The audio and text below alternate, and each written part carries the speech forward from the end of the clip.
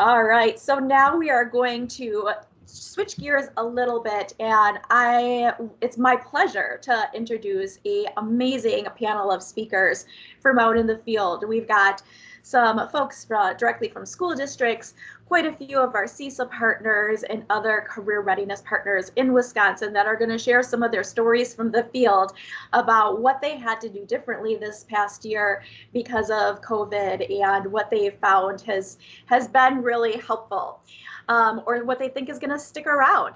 So I'd like to start, we're going to keep this screen on for just a second. I'll eventually stop sharing my screen so you can see our panelists' faces a little bit better.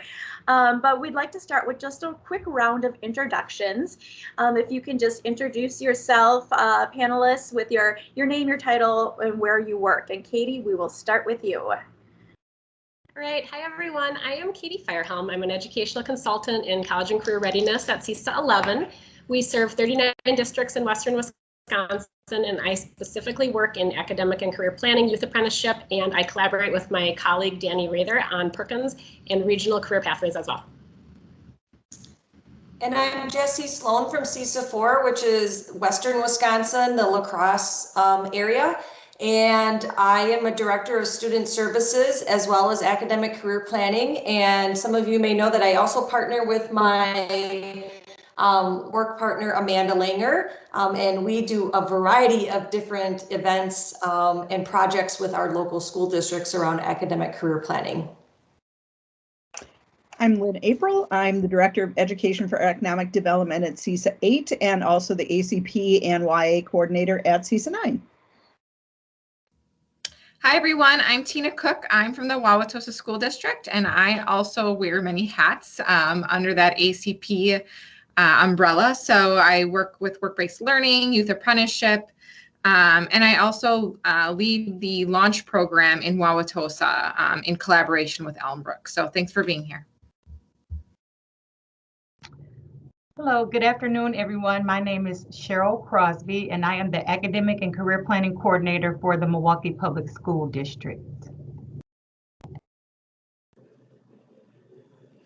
Hello, everybody. I am Adriana Plock. I'm the Continuous Improvement Coordinator for Pewaukee Schools, and in that role, I coordinate academic and career planning for the district, our Insight Capstone program, and other elements of our strategic plan. Hello everyone, my name is Kayla Correll and I'm the Academic and Career Planning Coordinator and the Career and Technical Education Coordinator for CISA 1 in Southeastern Wisconsin. Good afternoon, I'm Candace Boutel. I am the Executive Director with Inspire Sheboygan County. We serve all public schools in Sheboygan County and also a few in Ozaukee County and Manitowoc County as well. And we will be partnering with CISA 6 and other entities across the state to continue expanding our model in the ACP world. Great. All right. So at this point, I'm going to stop sharing my screen so we can get a little up close and personal as we talk with you, just a conversation amongst friends. So we're going to start by talking about virtual job shadows. Clearly the winner out of this past year, you know, as the whole world shut down in March of 2020 and employers were forced to close their doors to students and just focus on the day-to-day operations and mitigating the health risks of COVID, job shadows just didn't happen until we quickly were able to change and adapt and offer virtual job shadows. So let's dive into that a little bit and, you know, describe for our audience a little bit about what a virtual job shadow looks like. And I would love to hear a little bit about some of your delivery methods, because we've noticed that as we just are dipping our toe in the water with virtual job shadows, they all look a little bit different, right? So would love to hear about that. And I think this one we'll start with Candace. Thanks, Karen. And yeah, quickly adjusting. That was the name of the game, right, when all of this happened. So when the pandemic first hit, we immediately transitioned into an online platform within weeks and found that we were connecting with schools not only across Wisconsin, but across the entire country. And so we knew that that was going to be a winning formula moving into the 2021 school year. And so we set up a schedule in which we completed over 125 sessions across that school year. So we were very thankful for the processes that we had in place for students to access and request those sessions so that we could streamline that process and come out on the other end of it with really valuable data for our schools to track that engagement. And so I think what was really successful about our template for our virtual career events, we partnered with some of our school counselors, and they actually created an introductory activity for each that we used at the beginning of each session that aligned to the ASCA mindsets and behaviors and focused on employability skills. So we opened sessions by doing a little bit of interactivity with students before we jumped into the Q&A with our guest. And then it was really up to the Inspire staff to do the introductions and facilitate that Q&A. And what was great was we could have students live on those sessions. We asked them, just like we're asking everybody here, you know, cameras off, microphones off, just sit back and listen. And students were able to utilize the chat to interact with our guest. And that's where we sourced our questions from. So, you know, that model was very successful for that sort of job shadow format. And we would wrap up each session encouraging students to research the careers on Zello and use the huddles if those were available to them. And then in order to continue utilizing those sessions, we recorded them. We edited them and uploaded them to a library and housed those in a virtual library. And we were able to share those with our network and also schools who wanted to subscribe to those services. So it was a really great model that we plan to continue with this year. That's great. Kayla, I know you did something kind of similar. Can you share with us a little bit about your virtual career symposium? Yes, I would love to. So in CISA 1, we created the virtual career symposium. And our goal was to connect students to local career opportunities in a virtual setting due to the lack of in-person opportunities because of the restrictions of the pandemic. So we created a website and collected over 80 short career videos from local employers and post-secondary institutions in each of the 16 career pathways. Each video we asked to be no more than 10 minutes, and we also had questions prepared in advance for the videos. We asked presenters to be in their authentic work setting so the students could see what that looks like. We also prepared a student activity guide to be completed while students watched the videos, and they could turn this in as an ACP assignment or an artifact. We currently have over 80,000 students registered to view these videos, and that number is growing this year as we continue the project again. Amazing. Jesse, I know you did some work on virtual job shadows and even created a guide to help other schools do the same. So CISA 4 partnered with the Arcadia School District in Western Wisconsin to pull off 20 job spotlights done virtually all at the same time due to a building schedule. And so we started planning this in the summer when we kind of predicted that school was going to be virtual, but we weren't really sure who was going to be in person, and we just had a lot of unpredictabilities. So what we did was we designed literally 1 hour where we ran 20 job spotlights and had employers Zoom in to the school district, and the students then ahead of time had already picked out which employer that they wanted to listen to. And so the students listened and interacted with the employers in live time via Zoom, but we recorded all of them so that we could use them again. And then we also decided that through this process, because we did this within the first 6 weeks of school, that we were going to create everything to be as a template to assist other school districts to also jump into this work. And so I did put in the chat the link to the guide. If you lose the link, it is on DPI's website under the WorkBased Learning webpage, so you can always find it again. And we put together everything so it could be shared and used widely. All of our recordings are available on the last page of the guide, so everybody can use them. We also put in there all the letters, even how we typed them in email, how we communicated with employers. And then we also put in the template, because when we did work with employers, we did need to be able to guide and coach them through the questions so that it wasn't extra work on them, because it was already a very complicated time of trying to navigate Zoom or Microsoft Office or whatever platform, and people were just not ready for all those surprises. So what we did is we put it together as a guide so that somebody could replicate and use it stress-free. Amazing. What a great resource. Thank you, Jessie. Lynn, let's hear a little bit about your virtual job spotlights or job shadows. Sure. Very similar to Inspire Sheboygan, we also ran virtual job spotlights that initially started as live events, but by the end of the school year, most students were back in session. So we recorded everything, but we didn't really have many students attend live. They were watching them virtually afterwards. And just some best practices that we found with what we had done. It really takes more than one person to do these Zoom meetings. We had one person that kind of introduced the session and the speakers, and the second person manned the chat, watched as people bounced into the meeting so that they could let them in. And then both of us really worked together to line up speakers. It was really important to have a practice session ahead of time to make sure that technology worked. So we always had a practice session like Monday or Tuesday before our live session on Wednesday, just to make sure everything was working. We usually had 3 to 4 speakers per virtual job spotlight, and we limited those speakers to 10 to 15 minutes each, and really shorter is better. So the 10-minute ones, that's plenty of time for them to get great information across about their careers, and that works well for students. And really reminding those speakers that they're talking to kids, so trying to keep their explanations as basic and engaging as possible. That's awesome. Yeah, we certainly have learned a lot about how to run virtual events in this past year and all the tips and tricks, and I'm sure we'll continue to learn more as technology evolves.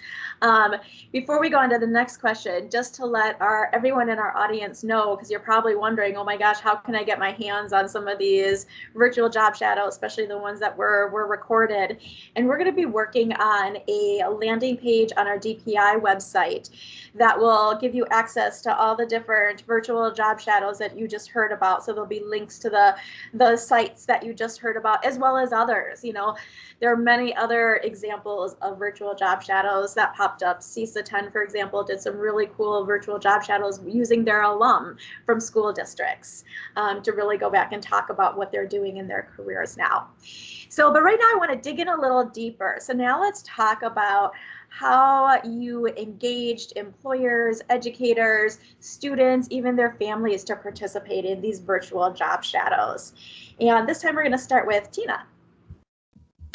Awesome. Thanks, Karen. So one of the things that we just discussed as a district was just the importance of engaging our community, especially during a really rough time. And so we had sent out at the beginning of the year an engagement form to our parents in our community, and even asked our parents' community to send it out to whoever you think would be interested in speaking. And so we sent it out at the beginning of the year and got a great response.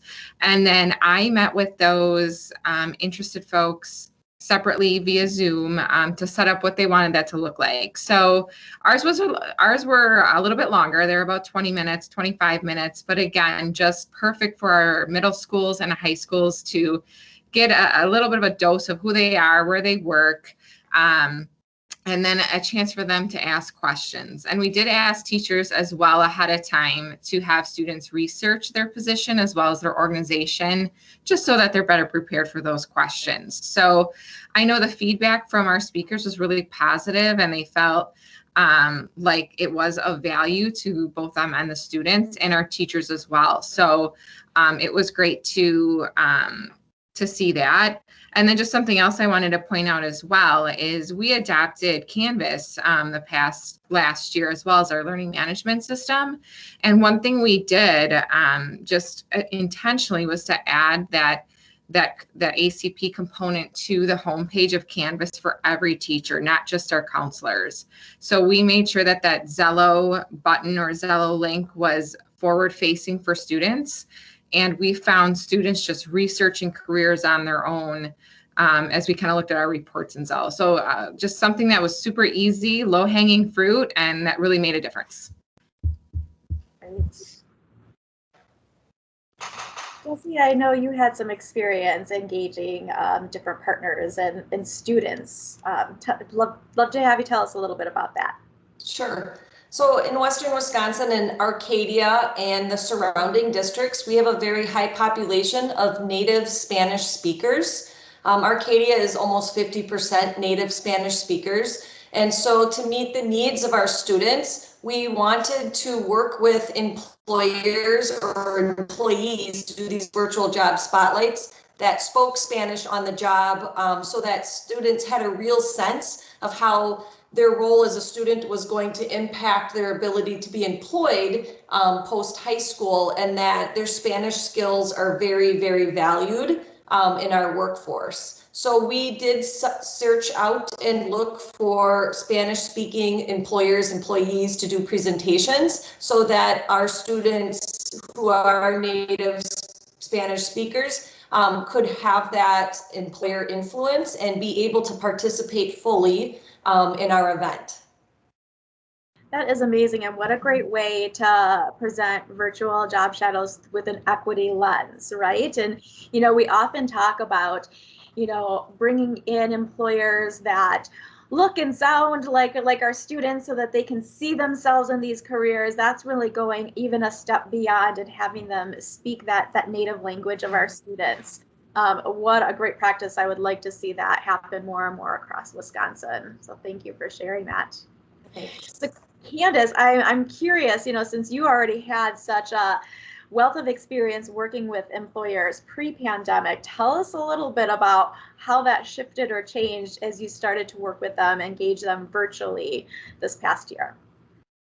Yes, definitely. So we're fortunate, like you said, to have a wide network of career mentors. So all of the career coaches that we've recruited, and they're doing the work behind Zello of answering those questions, and they're hosting those on-site activities for students. They were enthusiastic to participate in this way. We found that it was actually a really easy way for employers to engage with students because they're not leaving their building. We kept the whole session to under an hour. And so it really was helpful for us to create a streamlined process to make sure that anyone that wanted to participate on that employer side, they were able to. And so by drawing from that group of mentors, we just tried to have everything as streamlined as possible, really laid out what the session was going to be like to put them at ease, because we know that not every professional out there is excited or confident about talking to students. And so we just try to keep that template there for them and give them some pointers and best practices. And that recruitment piece on the back end was really important, that we were staying organized and knew, kind of had a form set up, actually, a structure set up, so that when we were communicating with those employers that they could select a date, that date would be removed, and then we can keep that process going off to the side without us having to touch on that too much. And then the preparation was really key. So we just hosted prep sessions, similar to what Lynn was saying. That prep was essential. On Mondays and Fridays, we would just have those around the dates of their sessions, and they could tune in, and we would just give them that quick, intro. It took 10 minutes out of their day, and then they felt much more prepared for their session. As far as our students, we realized we had an opportunity. Now we had over 100 sessions. Well, we were anticipating 100 sessions. How were we going to edit those? And how is all of those? We certainly didn't have our time in our day-to-day. And so we were able to hire a student to do that for us. We found a phenomenal student who was a junior at the time and has a huge interest in video editing and media and things like that. And he became such a huge asset for our team because we could talk to him about what students were looking for. So we got a lot of really great feedback from him as he had to watch the entire session because he was editing it. He was really interested in what we were talking about and was able to give us feedback on what it is students want to hear about. And so just being able to take advantage of that opportunity has been hugely beneficial to us. And finally, we wanted to make sure we were supporting our teachers and our counselors in the type of content that they needed once they hit the ground running for last school year, right? So it was one thing at the end of 2020, but going into that new school year, they needed more content that was going to support what they were doing. So we expanded from just that job shadow template to more like real world ready workshops with applications and resume writing and things like that. And then also really highlighting our employers by doing company spotlights. So we really varied the type of content that we were putting out to students to keep them interested and engaged. You could kind of see like, virtual job shadows 2.0, right? As it's kind of already growing and you're looking for different applications. I love the student worker part of it. Like that is, you are walking the walk there, so what a great experience. And I think back to Susan's comments from earlier about how important it is for students to get that experience while in high school to kind of get a leg up. And that student certainly is going to have a great experience to put on their resume and talk about in interviews for sure. Lynn, any other tips about engaging employers for us? Definitely. One thing that I found a great partner for the work is local technical colleges. My partner in crime through all of the virtual job spotlights we did was Allison Bowie at NWTC. And not only was she able to help to get speakers, but we also, if we concentrated on a particular career cluster for a month, the last week was always post-secondary. So we had speakers from the local technical colleges and four-year colleges that talked about the programs available in that particular career cluster. So partnering with your local higher ed partners is a great idea. Oh, great advice. Thank you. All right, I do have one more question about virtual job shadows, and then we'll start to talk about some of the other trends and things that we saw. But I am curious again, since this was, very prolific in a big shift, wondering what did we learn about virtual job shadows this year? So what are some of the emerging best practices? Or what do you think a high quality virtual job shadow will look like in the year 2025? Candace, let's start with you. Yes, I think this will come as no surprise as to what we've been talking about throughout this entire presentation. The virtual piece really breaks down barriers. And so it's provided a solution to, part of that equity. As an example, transportation. So if students don't have their license, if they don't have reliable transportation, or even from the standpoint of student readiness, are they really ready to leave, the safety of their school and their teachers to go out and have this professional conversation with employers? This is a great way to kind of get their feet wet and start thinking about how they need to learn those employability skills and act in a professional way and start to learn about that career exploration. So we definitely think that the virtual piece is here to stay in sort of a hybrid model, because we know when we're able to and when it's safe, we want to be back in person. There's a lot of value to that. And then I think several of the presenters touched on this: shorter is better, right? That attention span, especially when we're in a virtual setting, we know that got much more wearing as the year went on. It was one thing when we were all starting out is more exciting, but that we have to be really mindful of how to keep the attention of our audience, especially those students. And so that led us to the question of, what do students want to know? And again, that's where our student employee really helped us out. We were asking the question, what should students be doing to prepare for this career? But we were asking that at like the end of our session. Instead, we're going to be leading with that, because that's one of those things that students really want to know. That's great. Kayla, anything to add?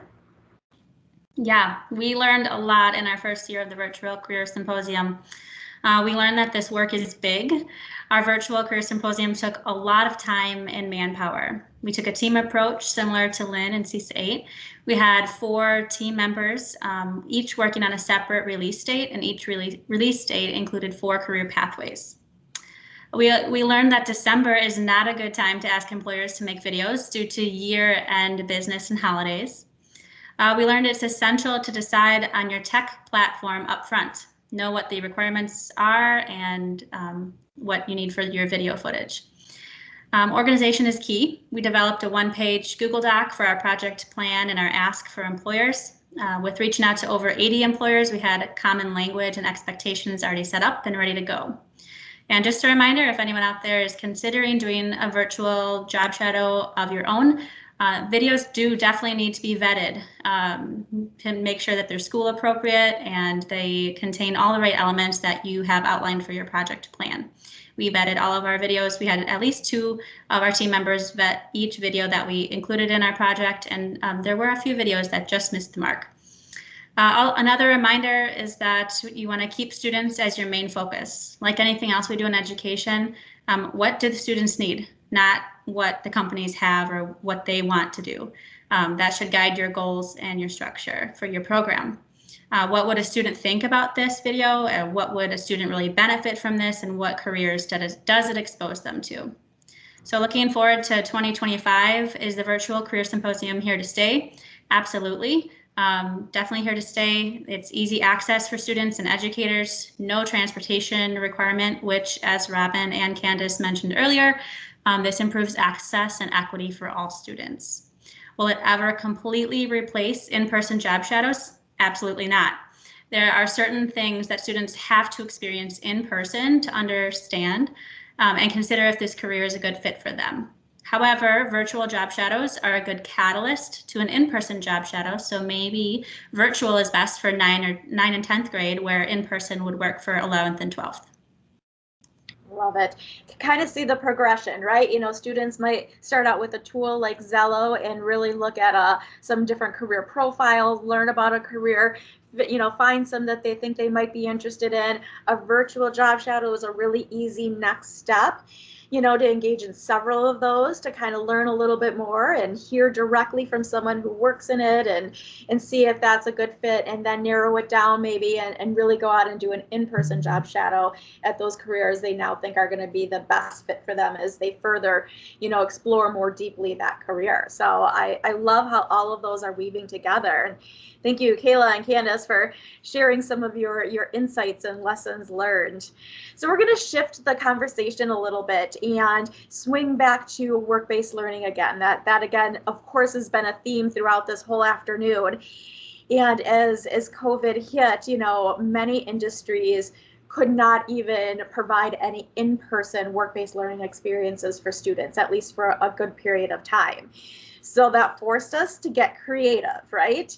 And so I'm curious to hear about what are some of the creative, innovative ways that work-based learning had to adapt over this past year. And in particular, would love to hear about project-based learning as a way to create almost like a simulated work-based learning experience and what that looked like. So Tina, this time we're going to start with you. All right, awesome. So thanks again. I'm Tina Cook, and through the Wauwatosa School District, we also partner with Elmbrook School District. So I definitely want to give them a shout out as well.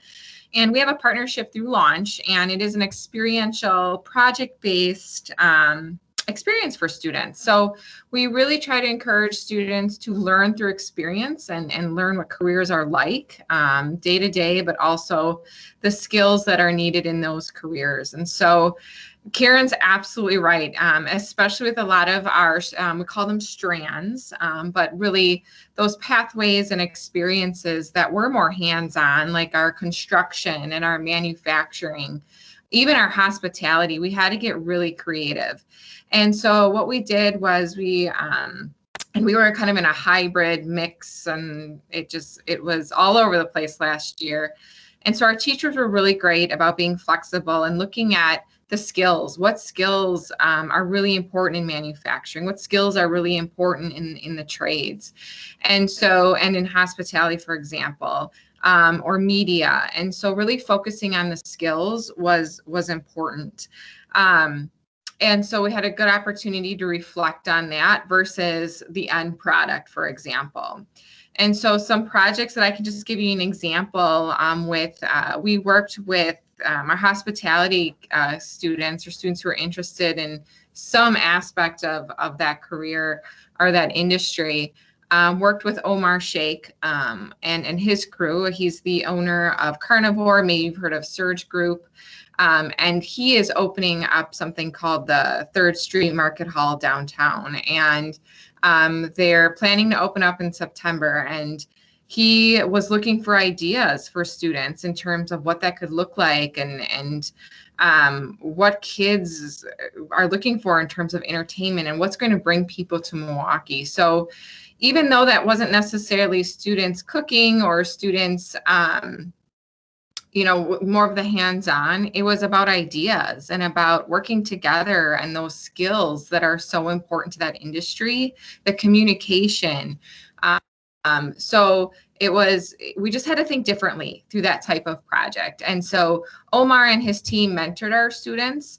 And what was really neat about the mentorship experience was it didn't have to be in person. And in fact, that was a lot of feedback from our mentors, is I could not have mentored these students if it wasn't virtual, because I just didn't have the driving time and the time in my schedule to meet students in person. And so students were able to meet virtually to get the feedback, the support that they needed to drive that project and those outcomes forward. So that's something Dr. Hall and I have talked a lot about, is how this has opened up more opportunities for mentors to be a part of this awesome experience. So just another quick example as well, our manufacturing students worked with MPE in Milwaukee Products and Engineering, and they said they would have loved to have students come in and look at the efficiency and effectiveness of some of their machinery. It just wasn't possible. But they were able to use some of those data analytic skills, some of the programming that they learned through their courses, to apply some of those learning to the project. And so we made it work. We know that sometimes in-person learning is best, but the students gained so much in terms of skills through those projects. So it's pretty cool. What a great way for students to really learn about an industry, you know, really deeply explore those career areas of interest, at the same time develop those core success skills that they need to be successful in their career as well as their education and life in general, right? And, you know, provided that a project like that has students working on a project for a minimum of 90 hours, then that actually could become a simulated work experience that school districts can report as the work-based learning experience participation for that student. So I'm super excited to learn more and see how we can grow some of these project-based, career-related project-based learning experiences.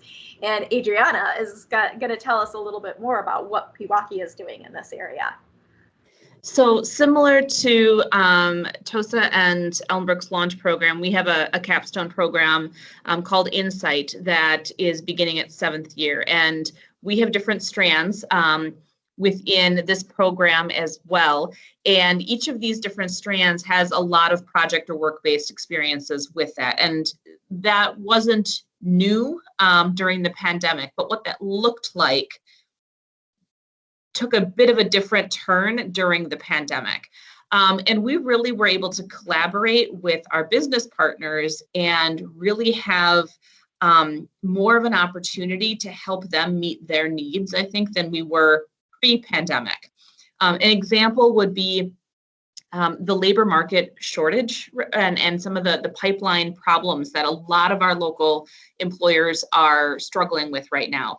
And we have started to have an influx of companies coming to us and asking to partner with us to help them solve that problem.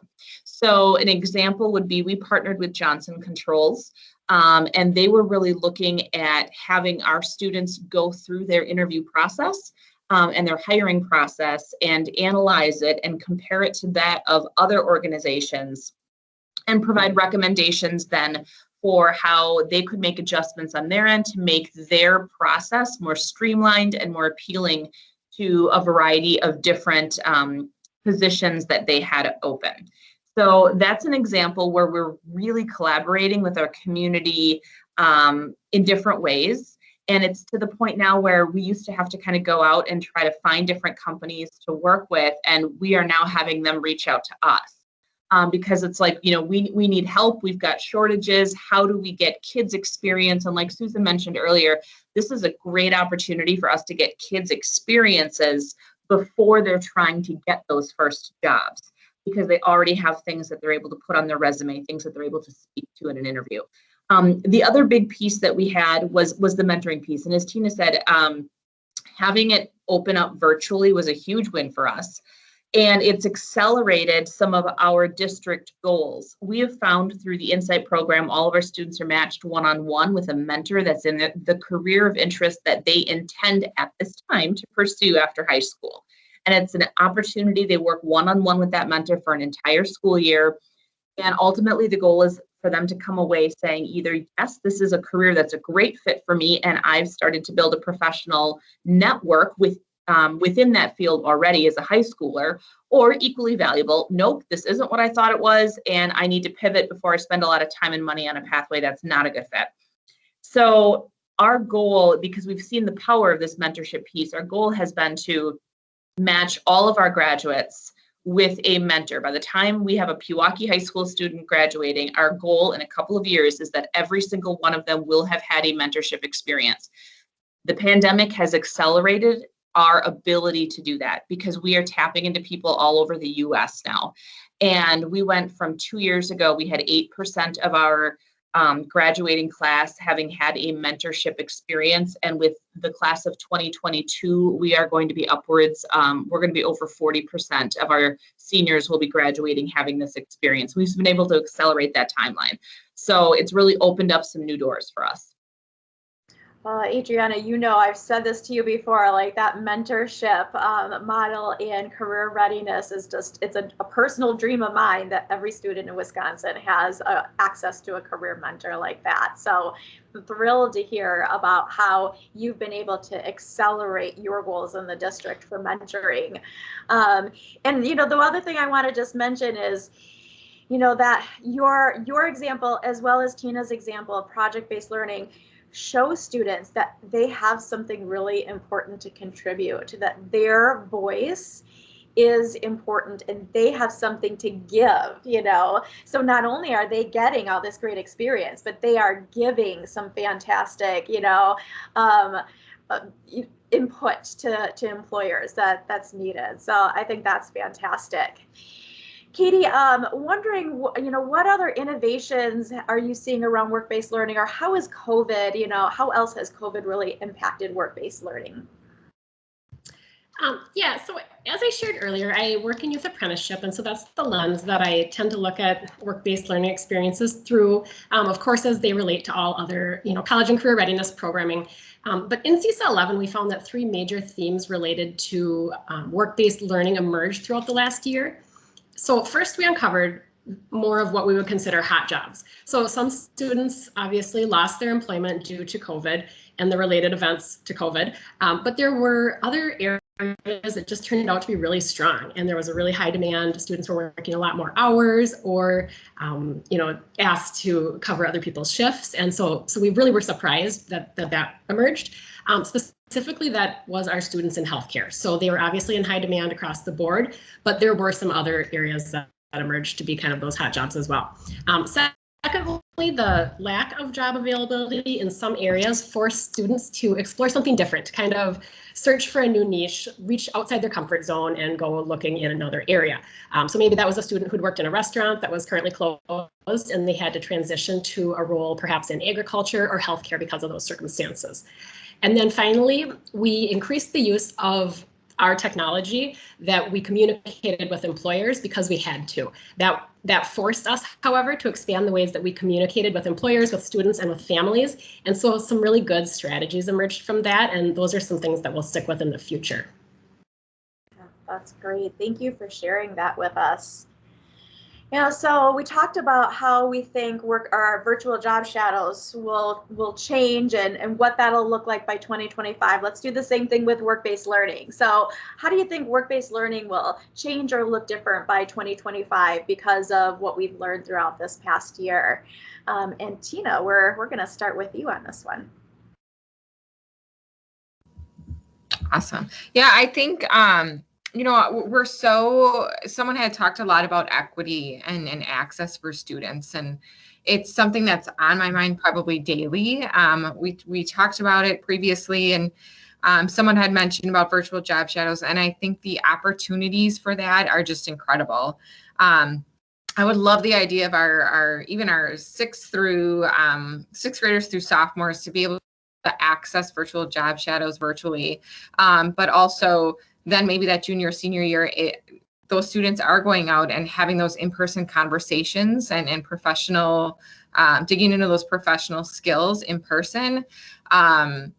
And those can be done at any time. Those can be done after school. Those can be done on the weekend. And so there's a lot more opportunity for that. So I think that there's huge opportunity in those virtual job shadows. I think we're still struggling with that piece of, transportation, right? And what does that look like? And how can we work together collaboratively as a region to really tackle that issue?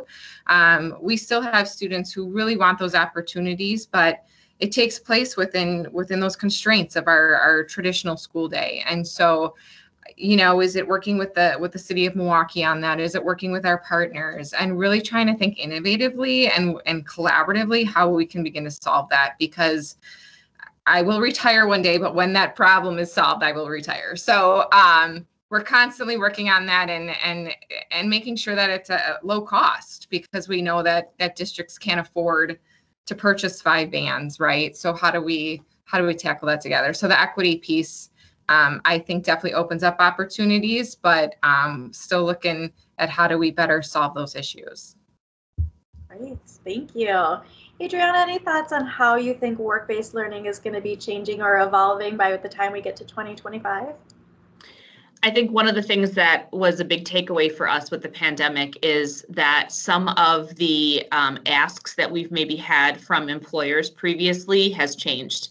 When we take a look at the number of employers that offer remote learning, or the opportunities for consultation work or temporary type of employment where they're doing the on-the-job training and they're looking for instead more of a skill set that is a little bit more global than a specific type of training or certification.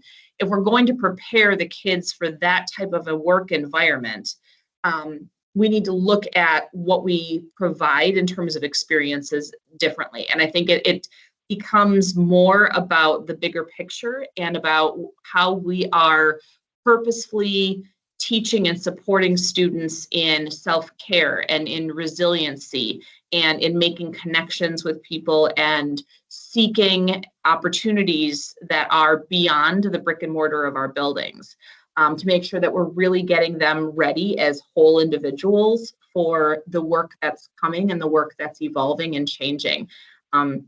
I think we've said for a couple of years now that our task is to prepare kids for jobs that don't exist yet. And I think the pandemic sped that up a little bit, at least it does for me, in terms of the urgency that we have to better prepare our students. So we've shifted and we rely much more heavily on our graduate profile as a result, and really looking at what are the whole competencies that are going to help support our students in whatever pathway they choose, with full recognition of the fact that the first pathway they choose will probably evolve significantly over time, and they will be shifting gears and shifting opportunities and careers several times throughout their lifetime. Absolutely. Thank you. Cheryl, would love to hear a little bit of what you have to say, coming from the largest school district in Wisconsin. How do you see work-based learning changing and evolving? Well, I think much of what we've already talked about, just having that virtual option, it allows for many of the barriers that many students face, such as location, transportation, things like that. We're able to get beyond that. I know one thing that we can all agree on is that this past year has taught us that there are so many different ways for students to learn and engage. And one of the things that I just wanted to highlight is that this summer, our students, we were able to collaborate with some community partners and a local tech agency, and we were able to offer a virtual internship experience for high school students. So students participated in a hybrid model. So there was some face-to-face, but it was primarily virtual. Students were mentored by an instructor. They were mentored by an employer, which allowed for both classroom readiness and work readiness skill building. And students were able to attend virtual meetings. They had time to collaborate with other participants. They had weekly staff meetings. And this was also paired with virtual modules. So through this experience, students were able to build their resumes, increase STEM knowledge, and gain work readiness skills while still earning money, which was the cherry on top. But this hybrid allows students to balance other obligations. So students were still able to attend summer school for both credit recovery and credit acceleration. Students were still able to manage family obligations. So students who are helping out at home, they were still able to do that and participate. And then it also allowed for things such as self-care, which especially during this time was just so important. So students were still able to enjoy some time this summer, spend time with family, and still be able to participate in this work readiness commitment. So this model allows students to practice time management skills, the use of technology and commitment in an unconventional way, but it worked. So I think that by 2025, we're going to see more of this, and we're going to see more increased opportunities for students through these virtual types of models. I think we'll expand by 2025. How is that for inspirational? I love it. And I love, Cheryl, that you're speaking directly to some of those equity issues that Tina brought up, and how this can be a solution to help us overcome those equity issues, especially if, we're able to further build that broadband infrastructure, that can sometimes be a barrier to virtual experiences. So thank you so much. All right, we're getting close to the end of our panel before we shift gears one last time in our last half hour or a little less than half hour. But I would love to hear more about how you think COVID helped us learn about the ACP process in general. We talked about virtual job shadows, we talked about work-based learning. Now let's look at the whole big broad process of academic and career planning. And what did we learn this past year about better, more effective ways to, to do that process? So Cheryl, we're gonna start with you on this one. Okay, great. So during COVID, I feel like ACP in our district was brought front and center. Pre-COVID, during our normal school hours, our students K5 through 12 have 90 minutes of ACP per month. But what we saw during COVID is many of our schools allowed a virtual schedule that allowed for ACP to take place 120 minutes per week. So we went from 90 minutes per month to upwards of 480 minutes per month. So of course, that was a grand increase around ACP. And then schools report that an increase in ACP planning meetings at grades 5, 7, 9, and 11. There was an increase in parental involvement because of the flexibility of the virtual option. And this is a practice that we will continue moving forward. Our Parent Institute, which is also under our ACP umbrella, showed 120 families participating in a 6-week institute, with 112 of those families attending all 6 weeks. And one of the things that parents echoed was that, hey, being able to have this flexibility of not having to try to run from work and then run to another location, but actually being able to be at home and sharing this experience as a family. We had mothers and fathers and students participating. So that was an increase during COVID around ACP. And then also just increased thinking outside of the box.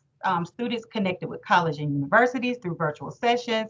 Our students connected with representatives from various careers through our Lunch and Learn, through a partnership with Milwaukee Area Technical College and UW-Milwaukee, as well as career fairs hosted through many of our schools that highlighted careers from all 16 pathways. And many of the people, or many of the guests that participated in those career fairs, said that had not it been for the opportunity to participate virtually, that they may not have been able to do it. So not having to travel to another location and being able to remain on their job sites while actually participating in these career fairs, we saw more participation that way. And then lastly, just that administrator buy-in, that top-down leadership had a positive impact on ACP overall. All schools worked to create a virtual schedule, and ACP became an intricate part of the students' weekly schedules. So we saw more buy-in through leadership, which trickled down to teachers and support staff, which allowed for a stronger reach to our students. Oh, you have a lot of people smiling right now, Cheryl. That's great to hear. That is really fantastic news and really demonstrates, the more we focus on ACP, the more benefits we see across the board. Student engagement, family engagement, administration engagement. That's amazing. So you're down in Southeast Wisconsin. We got Katie way up in Northwest Wisconsin. Katie, tell us what you were seeing over the past year in terms of any changes or how COVID affected ACP. Yeah, so, like Cheryl, first of all, that was really inspiring. But like you, despite the challenges of the past year, there were some key takeaways that we learned from the adversity. So the first thing, as we worked with our district partners, was we heard that people were leaning into Zello during the pandemic. And the fact that the software was already online, it was available to districts, and teachers and students, parents were comfortable with it, really allowed students to continue to take these career-related assessments, explore online college and career profiles, get information about financial aid, and find out about employment. And that was no matter where the learning was taking place. So our teachers, they already trusted the system, they relied on it, and it was an easy place to go for resources that were related to ACP. Similar to Zello, existing resources that were digitally friendly, like MoneyPath, the Hot Job site, and ACP lessons turned out to be places that educators were able to turn to just to continue to get those high quality resources that could be accessed regardless of the mode of instruction that was going on at the time. So we heard that some educators who had not used those resources to their full capacity in the past have embraced them based on their experiences during the pandemic. Great. Adriana, I know you have done a little bit of work in ACP with flipped classrooms. So I think that's another thing we've been hearing more and more about. Would love to hear about that. Well, even the most technology savvy districts or technology rich districts really got PD on steroids in like the last 15 to 18 months. So we're all so much more comfortable using virtual formats and platforms to deliver different types of ACP opportunities. And for us, we found that pre-recording lessons was really advantageous in a couple of different ways. Equity is a big piece of that because students that are audio learners or visual learners, like you have so many different ways that you can create a format that is more equitable and easier for them to access. As we had students moving in and out of quarantine and all of those different types of things, we were able to ensure that our students were consistently staying up to date with all of the ACP lessons. And we broadened the ACP umbrella to include things that were really rising to the top. Like we really beefed up our social emotional learning last year because we knew that that was going to be a big need. And so we really infused a lot of that into our ACP lessons as well, because you're not going to be career ready if you're not able to care for yourself. So those were big pieces. From a fidelity perspective, it was really helpful because we know that some people are more comfortable having these types of conversations with others than some others. And from us, having those types of lessons that we could push out in a recorded format was really beneficial. We were able to get feedback in terms of what was really needed, and we were able to adjust and pivot to build upon certain types of lessons that really engaged students in rich dialogue in their classrooms. So that was huge. And I think we've got more buy-in now as a whole with academic and career planning at both our middle school and our high school. We are doubling our time that we're devoting this year to ACP because we just recognize that it's that much more important. And that's been a journey we've been on for years, but this year we are taking a huge leap in how much time we are devoting to this within our school days. And I'm really excited about it. I have a really, really big list of curriculum to build, but that's okay. That's a great problem to have, and we're super excited about it. Yeah, that flipped classroom approach really allows you to use your time differently, right? Instead of a counselor, for example, going in, 10 different classes, doing the same presentation 10 different times, record it once, and then, you know, the students in those various classes have access to it. And now that counselor or that teacher or that mentor can spend their time focusing on having conversations with students. And when we talk to students, that's what they're really craving. Like, Zello is great and these lessons are great and they're important, right? It's important to give them that information. But what really moves them along that process is the ability to, you know, digest and reflect and evaluate, you know, and that happens through those active career conversations. So I love that. PD on steroids. All right, that's one of the quotes of the day. And spoiler alert, we're going to do a lightning round with our panel, but then I'm going to talk to you about what PD on steroids is going to look like this next year. So make sure you stay with us for this last half hour, because we're going to have some exciting announcements to make for you about PD coming up this year. So thank you for that phrase, Adriana. All right, so we are going into our lightning round here with all of our panelists. So we talked about various aspects and how we think career readiness is going to look like in 2025. So in 1 minute or less, you know, try to kind of sum it up. Think about what are some of the most important things that, or things that you think are going to change the most when we get to the year 2025 in terms of how we prepare students to be career ready. So Candace, we are going to start with you. Go. Awesome. I think that this process, career readiness, ACP, it's going to become very personalized for students. There is going to be opportunities for all. We've gotten very creative, right, over the last 18 months. And I think we have the opportunity to make it very streamlined and cohesive for all students across the state, no matter where they are. If we continue to break down walls and silos and continue to build these bridges between districts and regions and things like that, so that every one of our students can be served in a very equitable way. So I can't wait to see where we're at 4 years from now. Awesome. Kayla.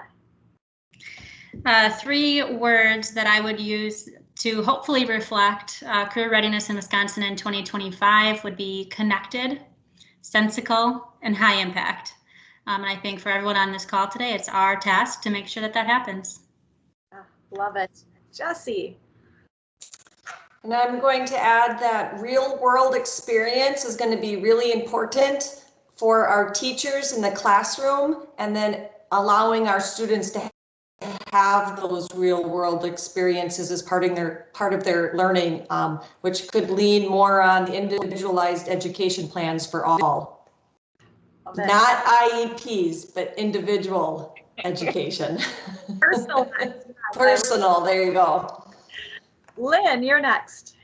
I agree with Jessie, and I loved what Adriana said before about all students having that project-based learning or work-based learning experience before they graduated. And I think that's what we're going to see, more students having that work-based learning opportunity before they graduate. Love it. Tina, you're next. I think just to echo what everyone says as well, but just really that importance of skill development. And we're really focusing on getting students to learn how to learn. We hear that often. So just as certifications and credentials, I mean, all of that students can really take on their own. So getting them excited about what their sense of purpose is and digging in on a personal level. Lots of good quotes here. Edie, you're next. So I was just talking with an educator yesterday who told me that the big lesson that they took away from last year was to dial into what is really important, to find the critical points and design your instruction around that. And so I just think career readiness is that critical point, and that, you know, we need to, over the next year and into the future, it needs to become more and more embedded in our everyday, every subject, building wide instruction. Definitely. Cheryl. I'm just going to go with the more theme. So more innovation, more creative thinking outside the box for our students, more expansion of job types, expansion of skills needed, especially around technology, increased partnerships and opportunities due to that virtual flexibility, and of course, more intentional ACP activities and opportunities for our students. Love it. Adriana, wrap us up with this lightning round. I think it's going to be the connections with our community partners and our businesses. I think we're going to see a huge influx of businesses that are going to maybe move past some of the apprehensions of working with teenagers that they might have, and we're going to find new and innovative ways to collaborate with them that are mutually beneficial, and really look for ways that we can get kids experience that they can use while they are still in K-12 education. Yeah, so if that is growth through adversity, if I ever heard it. Everything that you guys helped lift up this afternoon. For those of you that know how to go to your little icon and do a virtual applause, please help me virtually applaud all of our panelists and speakers. And while you do that, I'm gonna go back to sharing my screen, because wait, there's more. Now we're going to talk about how COVID has affected and will affect professional development for career readiness. So give me just a chance to share my screen here. There we go. And make sure we've got closed caption back on. All right. So just like everything that you just heard, we had to dramatically change the way we thought about professional development over the past year. And professional development for academic and career planning and career readiness is no different.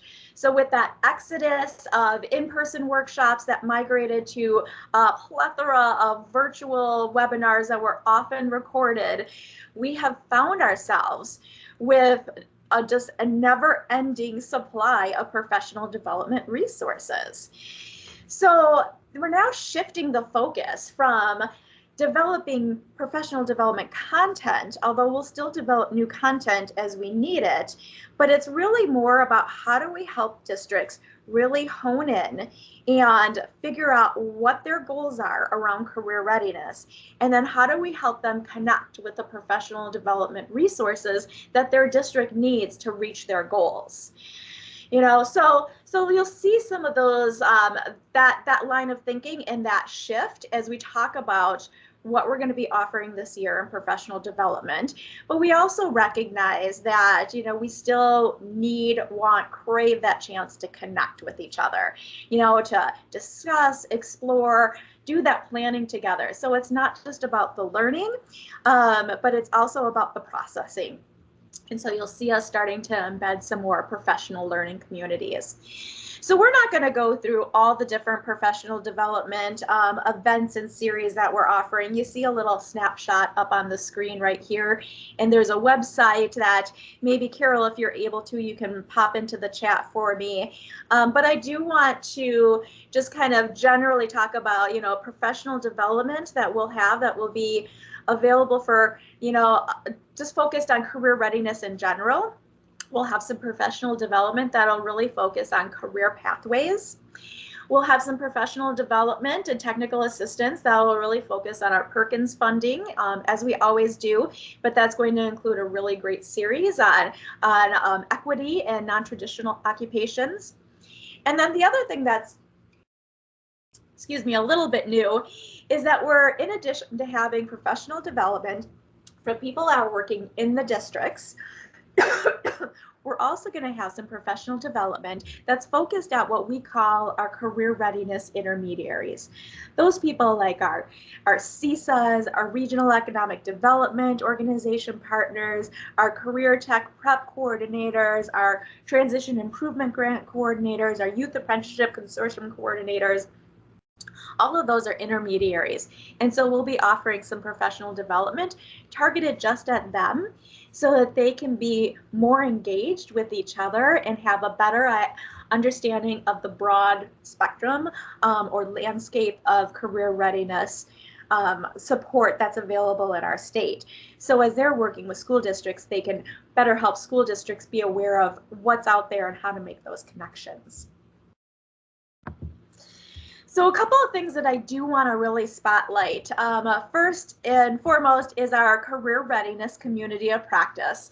For those of you that participated in our ACP community of practice last year, this is the same thing. We just changed the name a little bit because we really want to broaden the focus on career readiness in general. And so it'll be set up somewhat similarly to what we did last year. We'll have a different topic every month. But the theme this year is going to be on really diving in to how to develop a culture of career readiness in school districts.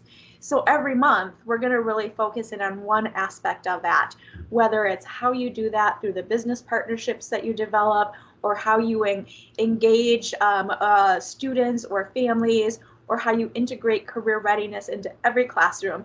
We'll be kind of really deeply diving into all those areas that all need to come together to really develop that culture of career readiness. So you can see on here that, you know, when you're thinking about who should be involved in that community of practice, we, certainly encourage our academic and career planning and career and technical education coordinators to attend, but then also bring your school counselors and your teachers, both your regular teachers and your special education teachers, school and district administrators. Really think big and broad about all the people in your district that are involved with career readiness.